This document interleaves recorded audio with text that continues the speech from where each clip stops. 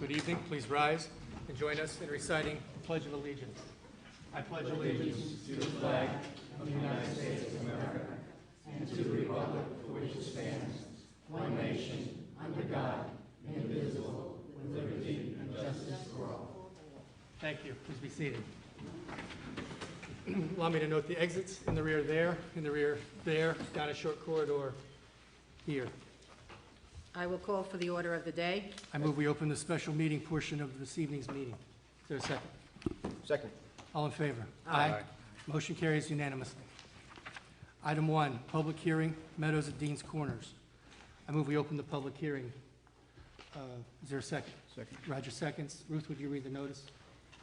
Please take notice that the Town Board of the Town of Southeast shall hold a public hearing on October 14th, 2010 at the John J. Dunford Civic Center, 1360 Route 22, at 7:30 p.m. or as soon thereafter, as interested parties may be heard to consider the establishment of a performance bond in connection with the project known as Meadows at Dean Quarters.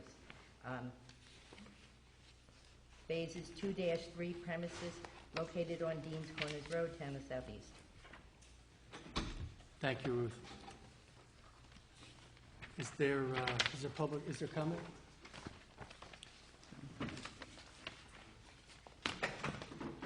Is there public comment on this issue? Then if there's no comment and no public comment, I move we close the public hearing of the... Oh, yes. Could you just explain what the hearing is about? If you didn't understand it. Sure. We're, very simply, Rick, we're setting a performance bond for a private sector capital project in Southeast this evening.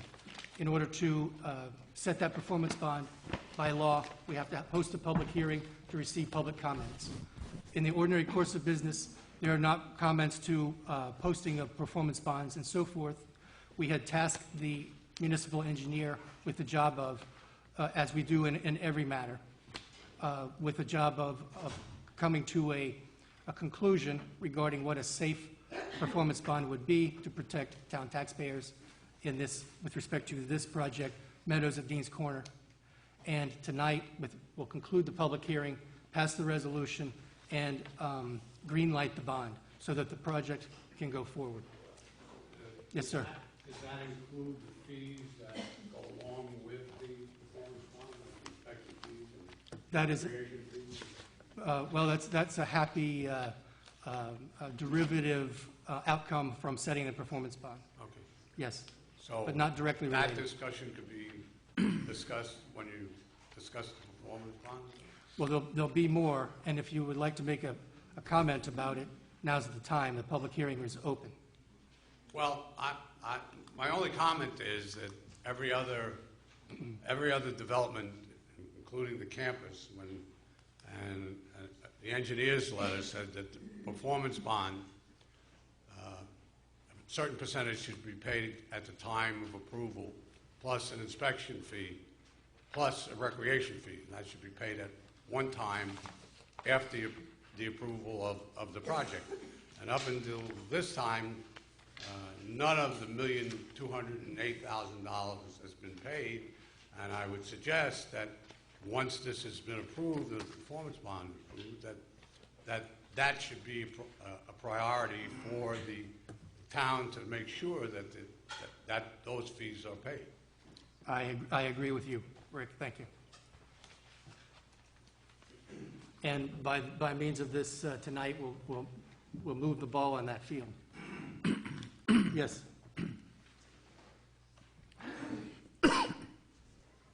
Richard O'Rourke, excuse me, attorney for the applicant. The inspection fees were paid as required by law. The recreation fees were paid as required by law. The town has in its possession a letter of credit already for $6.46 million. And I want to correct that misstatement, because what's obvious here is there's a pattern of misstatements and falsehoods with respect to applications. I was chastised or criticized because I quoted from an appellate division decision involving a brief filed by an organization I think Mr. Fuhrman is the president of, where a court found that the document, the memorandum of law filed with the court was so riddled with misstatements and no basis in fact that the court struck the brief. Now, we can have more misstatements, but I don't want to have this misstatement that we have not paid our due fees. It's very interesting about that pattern because most recently, I just happened to go on the site of the concerned residents of Southeast. And there's absolute falsehoods that are being published, and people are being misled. And this is the pattern, and that's why I want to correct it. That newsletter states, quote, and this is in regard to the Brewster Honda application, quote, 3 acres of this formerly residential property would become a parking lot for new vehicles. You know, we know, the record speaks for it, never, ever was that part of this proposal. Yet, this organization is publishing falsehoods, lies. And I don't want to have another misstatement made with respect to an application where someone, an entity, is going to come into a town, invest over $50 million, and there are misstatements of fact that are made constantly.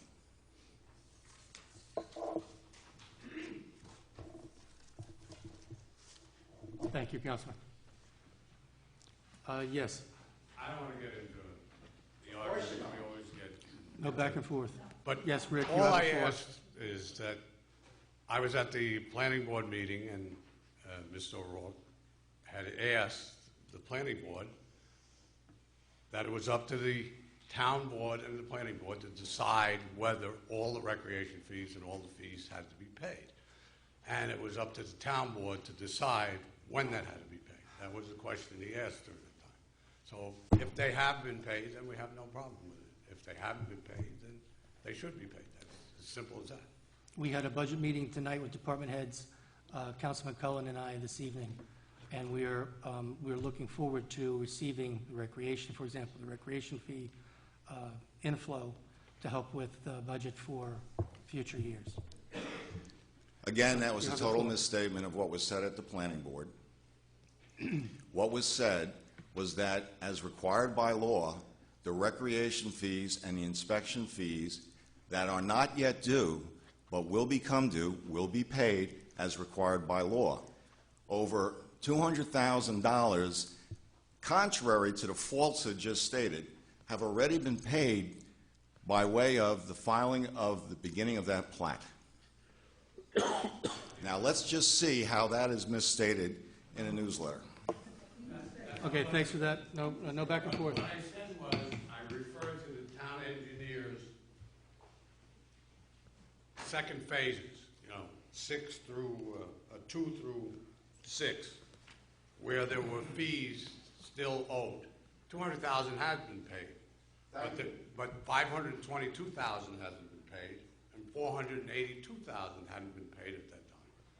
And it was a question at the time: should it be paid because of the economic conditions at the time of the first building of the homes, or it was up to the town board to decide that? And that's all I said.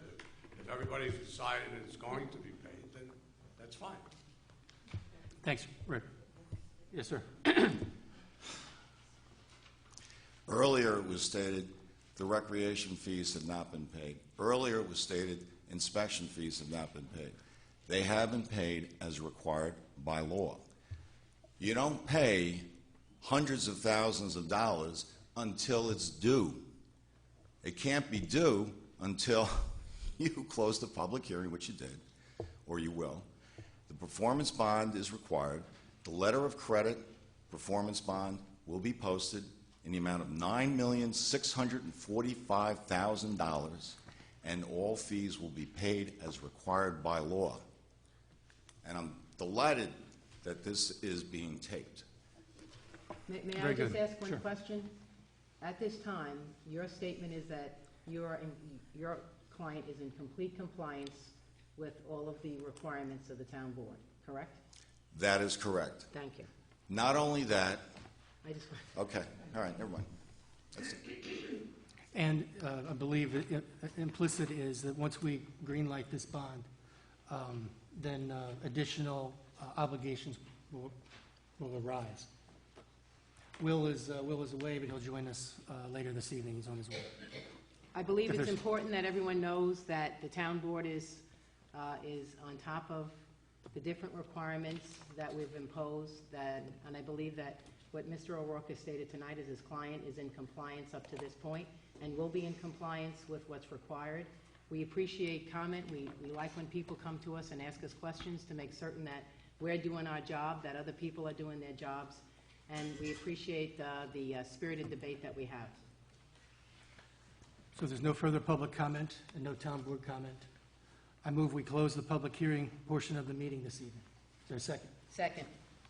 All in favor? Aye. Motion carries unanimously. We have a resolution prepared by council regarding, titled Meadows at Dean's Corner, Resolution Establishing Performance Bond. I'll read Would that. you like to read that, Roger? Okay. Whereas the town board is in receipt of a recommendation from the town engineer dated September 13th, 2010, with respect to the establishment of a performance bond for Phase 2 through 6 of the residential real estate development known as Meadows at Dean's Corners. And upon review thereof, the Southeast Town Board agrees to accept this recommendation, and whereas a duly noticed public hearing was held on October 14th, 2010, and all persons having an interest in the subject matter hereof were given an opportunity to be heard at that time. Now therefore be it resolved that the performance bond amount of Phases 2 through 6 of the project set forth below shall be as follows. Project name, Meadows at Dean's Corners. Bond amount, Phase 2, $3,679,000. Phase 3, $1,306,000. Phase 4, $1,339,000. Phase 5, $2,605,000. Phase 6, $716,000 for a grand total of $9,645,000. Thank you. Is there a second? Second.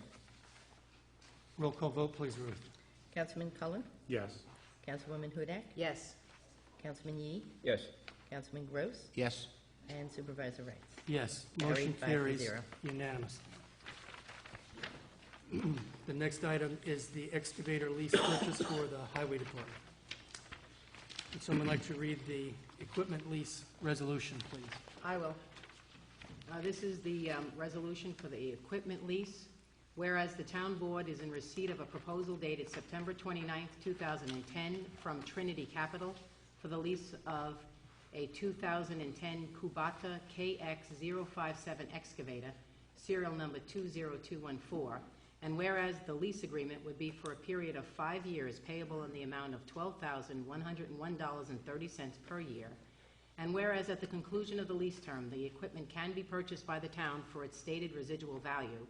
And whereas it is the sense of the highway superintendent that the lease of this equipment will result in a cost savings to the town as compared to renting similar equipment over the same period, now therefore be it resolved that the supervisor be and hereby is authorized to execute and deliver the lease agreement with Trinity Capital for the 5-year lease of a 2010 Kubota KX057 excavator, together with any and all other documentation necessary and appropriate